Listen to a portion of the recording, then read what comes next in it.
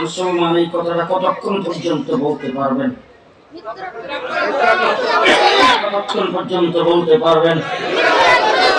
আমরা কিন্তু বিভিন্ন জায়গায় ওয়াজ করি, আমাদের দেশের বড় বড় হুজুররা, বড় বড় বক্তারা ওয়াজ করে, এই দেশ শাহজালালের দেশ, এই দেশ শাহপরানের দেশ, এই দেশ হাফিজ হুজুরের দেশ, এই দেশ খানজাহান আলীর দেশ, এই দেশ শামসুল ফরিদপুরের দেশ। হাজার হাজার আল্লাহর ওলি এদেশের মাটির নিচে শুয়ে আছেন। এরকম বক্তৃতা কিন্তু আমরা অনেকেই দেই। এবার আমি আপনাদের জিজ্ঞেস করতে চাই, বক্তৃতার জায়গায় বলেন তো দেখি, ফিলিস্তিন কার দেশ?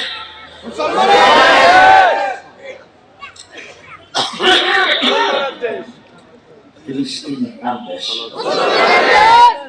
মুসলমানের দেশ, নবীদের দেশ, নবীদের দেশ, নবীদের দেশ। আজকে কামালউদ্দিন সাহেবকে জিজ্ঞেস করে দেখেন, কমপক্ষে ৭০,০০০ নবীর জন্মভূমি ফিলিস্তিন। হাজার হাজার নবী ফিলিস্তিনের মাটিতে শুয়ে আছেন। আজকে ৭০ বছর তাদের উপর নির্যাতন চলছে। তাদের পাশে মুসলিম দেশ আছে না? আরব জাহান তাদের পাশে না? তারপর তাদের উপর ৭০ বছর যাবত নির্যাতন চলছে। আজকে মুসলমানদের মা বোন নিরাপদ নয়, ছোট ছোট বাচ্চা পর্যন্ত নিরাপদ নয়, কুলের শিশু পর্যন্ত নিহত হচ্ছে, শহীদ হচ্ছে, বর্বর আচরণ তাদের সাথে করা হচ্ছে ৭০ বছর পর্যন্ত। ও মুসলমান, বললে হয়তো আপনারা কি মনে করবেন জানি না, কে কি মনে করবে জানি না, আমরা কিন্তু পার্শ্ববর্তী দেশগুলি, আমাদের পাশে কিন্তু ৩ দিন তাদের দ্বারা বেষ্টনী, যারা গরু জবাই করতে দেয় না, যারা কুরবানি করতে দেয় না, যারা গরুর গোশত বিক্রি করতে দেয় না, যারা গুজরাটের মুসলমানদেরকে কুচো কাটা করে আগুন দিয়ে পুরায় মারে, যারা কাশ্মীরের মুসলমানদের উপর নির্যাতন করে, বাবরি মসজিদকে ভেঙে মাটির সাথে মিশিয়ে দিয়ে যারা রাম মন্দির নির্মাণ করেছে। এই জন্য জিজ্ঞেস করেছে, মুসলমান কতক্ষণ থাকতে পারবে? আল্লাহ না করুক, আল্লাহ না করুক, আল্লাহ না করুক, এমন কোন পরিস্থিতি যদি আসে, দেশের স্বাধীনতা যদি লুণ্ঠিত হয়ে যায়, এমন কোন পরিস্থিতি আসে, হিন্দু বৌদ্ধ খ্রিস্টান অথবা কোন বিজাতিদের দ্বারা দেশটা যদি কবজায় চলে যায়, এই দেশের কোন নাস্তিক মুরতাদের কোন পাই দাঁড়ায়, ইসলাম বিরোধীদের পাই দাঁড়ায়, দেশটা যদি মুসলমানদের হাত থেকে চলে যায়, এমন অবস্থা যদি আসে, আপনি আমার সামনে যদি বন্দুকের গুলি তাক করে যদি বলে ইসলাম ছাড়তে হবে, এই মুহূর্তে আপনারা কি পারবেন? আমি একজন মুসলমান।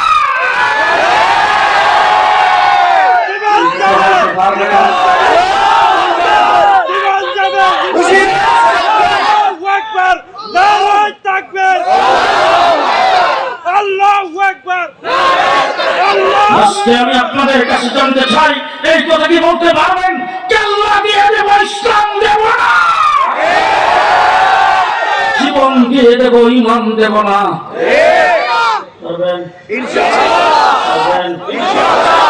আমরা কোন নবীর উম্মত? হযরত মুসা আলাইহিস সালামের উম্মতদেরকে মুসা আলাইহিস সালাম বলেছেন, ও উম্মতরা, ফিরআউনের সাথে যুদ্ধ করা লাগবে। সকলে ডাক দিয়ে বলে, ও মুসা, যদি যুদ্ধ করা লাগে আপনার আল্লাহ করেন। আমরা কোন নবীর উম্মত?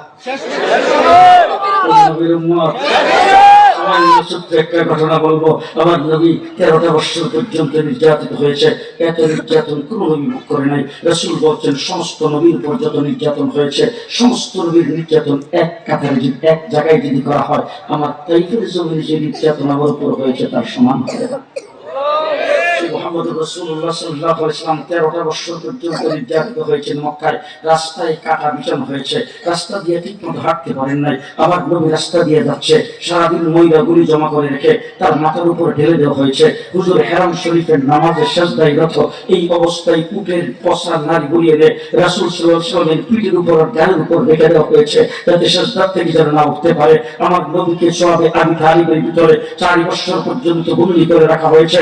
সেখানে খারাপের যাইতে দেওয়া হয়নি, গাছের পাতা খেয়ে জীবন যাপন করেছেন। হুজুর তাইফের জমিনে পাথরের বৃষ্টির মতো আঘাত খেয়েছেন, ক্ষত বিক্ষত হয়েছেন, তাই উহুদের লড়াইয়ে প্রাণদান শহীদ করেছেন। হযরতে বেলালকে বুকের উপর পাথর চাপা দিয়ে রাখা হয়েছে, উত্তপ্ত বালির মধ্যে তাকে শেষরান হয়েছে। হাব্বাব খুবাইব জীবন দিয়েছেন। ইসলামের প্রথম খলিফা, 1 নম্বর মুসলমান হযরত আবু বকর সিদ্দিককে পিটাইতে তার নাকের হাড্ডি ভেঙে দেওয়া হয়েছে, সারা শরীর রক্তাক্ত করে ফেলেছেন, 3 দিন ধরে হুঁশ হয়েছে। সেই মুসলমান হিজরত করে যখন মদিনায় গেছেন, সেখানে যাওয়ার পরে মক্কার মুসলমানরা সেখানে গেছেন।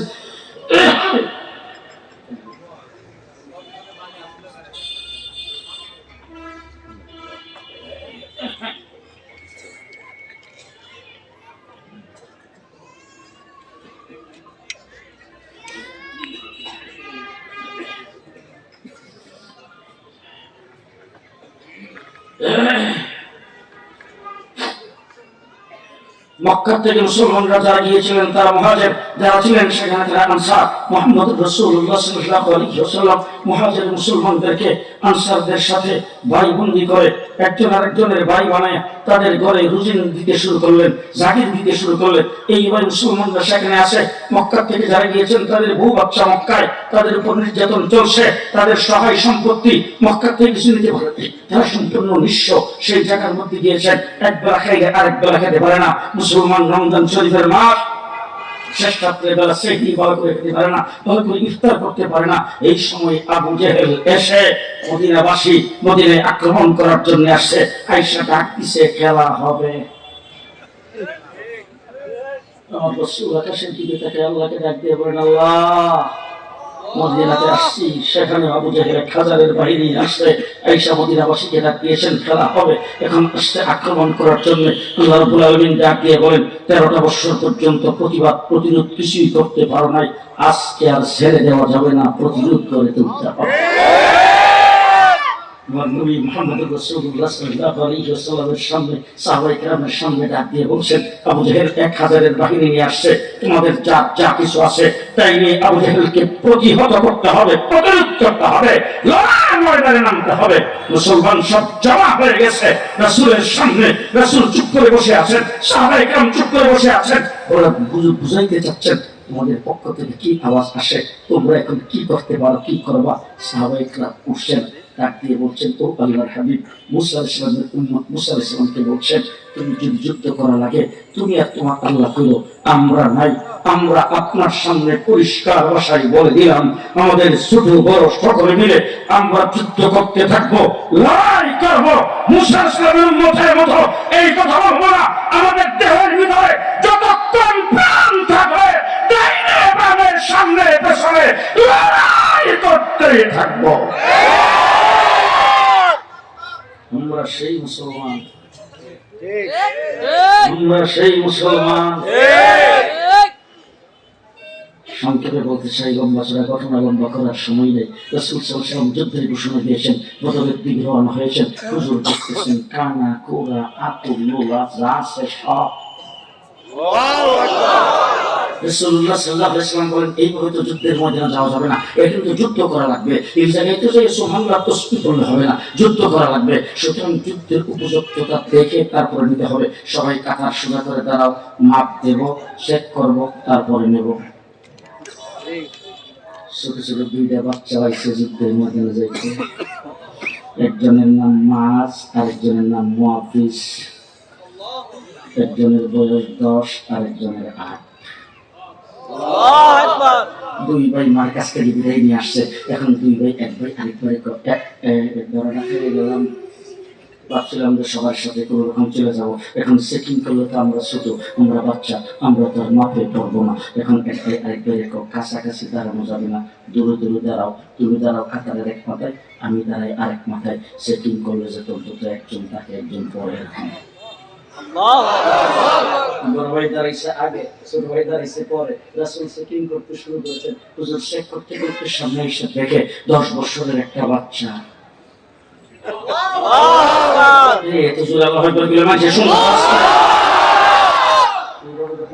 গড়গড় করে দাঁড়াইছে। রাসূল জিজ্ঞেস করছেন, বাবা এইভাবে কেন দাঁড়াইছো? মাথা বলে বাবা তোমার বাবা কি দুনিয়াতে আছে? বলে না হুজুর। তোমার বৃদ্ধা মা ঘরে আছে? বলে হ্যাঁ। তাহলে তোমার বাবা নয়, তুমি তোমার মায়ের খেদমত করো, জেহাদের সব পাইবা। বাচ্চারা ডাক দিয়ে বলে হুজুর আমরা গেছি মার কাছে, যাই দেখি মা ঘরের ভিতরে বসে একবারে চার হয়ে কাঁদতেছে, মার গাল বেয়ে বেয়ে চোখের পানি ঝরতেছে। মাকে জিজ্ঞেস করলাম, মা কেন কাঁদো? মা ডাক দিয়ে বলে, বাবা আজকে যদি তোর বাবা দুনিয়াতে জীবিত থাকতো, আল্লাহর নবী বদর প্রান্তে যুদ্ধ করার জন্য যাবে আবু জেহেলের বিরুদ্ধে, আমি তোর বাবাকে যুদ্ধের ময়দানে পাঠাইয়া হাসরের ময়দানে মুজাহিদের স্ত্রী হিসেবে উঠতে পারতাম। আজকে তোরা যদি নওজোয়ান হইতে তাইলে তোদেরকে যুদ্ধের ময়দানে পাঠাইয়া আমি তো হাসরের ময়দানে মুজাহিদের মা হিসেবে উঠতে পারতাম। তোরাও তো নওজোয়ান না, তোর বাবাও দুনিয়াতে জীবিত নাই, এখন যুদ্ধে আমি কাকে পাঠাবো? এই জন্য আমার বুক ফাটা কান্না আসতেছে। হুজুর মার চোখের পানিগুলি মুছে আমরা মার কাছ থেকে বিদায় নিয়ে এসেছি।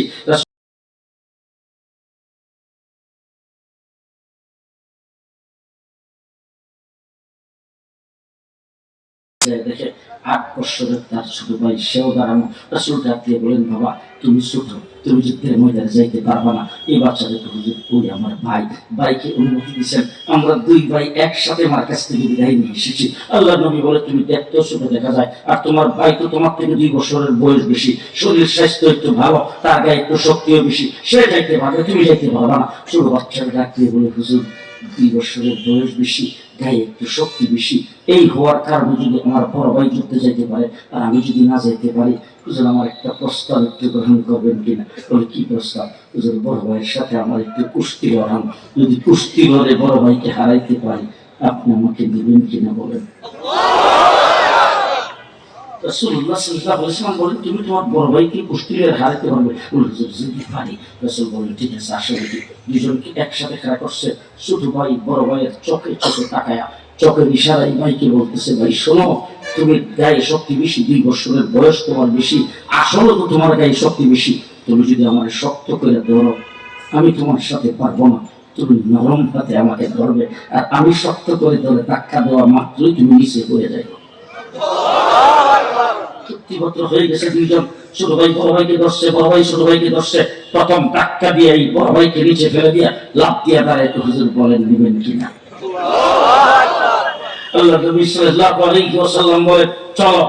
রাসূলুল্লাহ সাল্লাল্লাহু আলাইহি ওয়াসাল্লাম অনুমতি দিয়েছেন। 2 ভাই যুদ্ধের ময়দানে গেছে।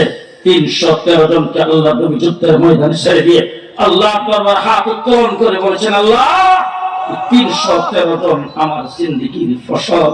এই 313 জন 13টা বছর পর্যন্ত নির্যাতিত হয়, 313 জনকে প্রস্তুত করেছি, 313 জন আমার জিন্দেগির ফসল। আজকে যদি তারা দুনিয়া থেকে চলে যায়, আজকে যদি তারা শেষ হয়ে যায়, আগামী দিনে তোমার নাম নেওয়ার কেউ থাকবে না। গ্রাম বাংলাদেশের ঢাকা পর্যন্ত ইসলাম কিন্তু পৌঁছবে না। আল্লাহ নাজারি করতে শুরু করে দিয়েছেন। হুজুর আকরাম সাল্লাল্লাহু আলাইহি ওয়াসাল্লাম যখন শেষদাই করে কাঁদতেছেন, হযরত আবু বকর সিদ্দিক বলেন, শেষদার জায়গাটা চোখের পানিতে ভিজে গেছে। আল্লাহ নবী দাঁড়ায় উপরের দিকে হাত উত্তোলন করেছেন, গায়ের থেকে চাদর মোবারক পড়ে গেছে। আবু বকর সিদ্দিক বলে, হুজুর এসব বিচলিত হওয়ার কারণ নাই, আল্লাহ নিশ্চয়ই আপনাকে সাহায্য করবে। এই মুহূর্তে জিবরাইল আমিন এসে হাজির। জিবরাইল সালাম দিয়ে বলছেন, আইসি। আল্লাহ নবী বলেন, কি নিয়ে আইসো? অন্য সময় উহি নিয়ে আসি, হুকুম আহকাম নিয়ে আসি, আপনার সঙ্গে বিভিন্ন বিষয়ে আল্লাহ তাবারক ওয়া তাআলা মত বিনিময় করেন, সেইগুলি নিয়ে আসি। আজকে আল্লাহ আমাকে ডাক দিয়ে বলছেন, যুদ্ধের পোশাক পর।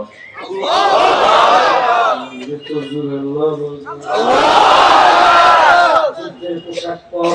জিবরাইল আমিন বলে, যুদ্ধের পোশাক পরা মানুষের কাম, এটা আমার কাম না। ফেরেশতাদের কাম তো যুদ্ধ করা না, যুদ্ধ করা তো মানুষের কাম।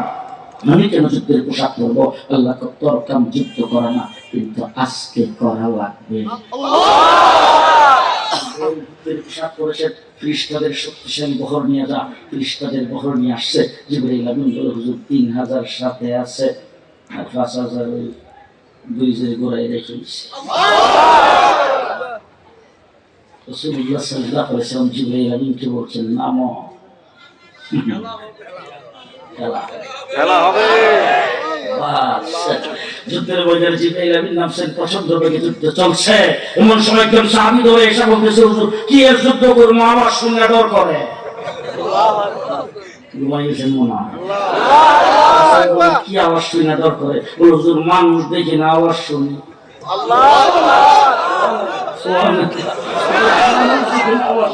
রাসূল জিজ্ঞেস করেছেন মানুষ দেখেন আওয়াজ শুনি কি আওয়াজ শোনা? বলে হুজুর আওয়াজ শুনতেছি বিশাল বড় গর্জন, আতিল আতিল আতিল, আগে বাড়ো আগে বাড়ো আগে বাড়ো। আল্লাহ নবী ডাকতে বলে জিবরাইল আমিন ফেরেশতাদের চিফ কমান্ডার ফেরেশতাদেরকে আগে বাড়ার কথা বলতেছে। শেষ কথা বলবো, প্রচন্ড বেগে যুদ্ধ চলতেছে। এমন সময় হযরত আব্দুর রহমান ইবনে আউফ দূর থেকে দেখতেছে একটা উঁচা ঘোড়ার উপরে বসে আবু জেহেল হাত ডাক দিয়ে যুদ্ধ পরিচালনা করে। এখন আব্দুর রহমান ইবনে আউফ আশারে মুবাশশারার একজন। আব্দুর রহমান ইবনে আউফ মনে মনে ভাবতেছে আমি একা আবু জেহেলের উপর আক্রমণ করা সেটা বুদ্ধিমানের কাজ হবে না। তার কারণ হলো আবু জেহেলের বডিগার্ড আছে না, বডিগার্ডটাকে আমাকে ছেড়ে দিবে, সুতরাং তার বডিগার্ড আছে, এই জন্য আমি একা আক্রমণ করা ঠিক হবে না। দেখি তাই এভাবে তাকায়া কিছু শক্তিশালী মুজাহিদ যদি আমার পাশে পাই তাহলে তাদেরকে নিয়ে একত্রিত হইয়া আবু জেহেলের উপর আক্রমণ করার পরিকল্পনা করব। খালি তাই এভাবে তাকাইছে, এমন সময় দূর দিয়ে শুরু দিলে বাচ্চা সামনে এসে দাঁড়াইছে। দাঁড়াইয়া চোখের দিকে তাকায় একটা চাচা আবু জেহেল সাহেবের চিনেন?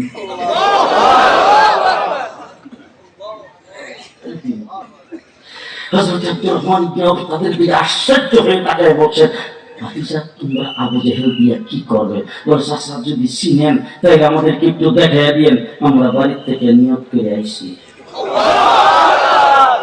আমরা বাড়ি থেকে নিয়ত করে আইছি। হযরত আব্দুর রহমান ইবনে আউফ জিজ্ঞেস করছেন কি নিয়ত করে আসছো? বলে দুইটা নিয়ত করেছি। বলে কি দুইটা নিয়ত? বলে এক নম্বরে নিয়ত করেছি আমরা দুইজন আজকে আবু জেহেলকে জাহান্নামে পৌঁছায় দেব। দুই নম্বর নিয়োগ করেছে যদি সেই কাজটি আমাদের দ্বারা না হয় আমরা দুইজন জান্নাতে যাব। আবু জেহেলকে জাহান্নামে পৌঁছাবো না আমরা দুইজন জান্নাতে যাব? এটা বোধহয় ইত্তেফাক পত্রিকার বিবৃতি পেতেছি জনগণ নিউজ মানব তুমি বখারি শরীফ বখারি শরীফ।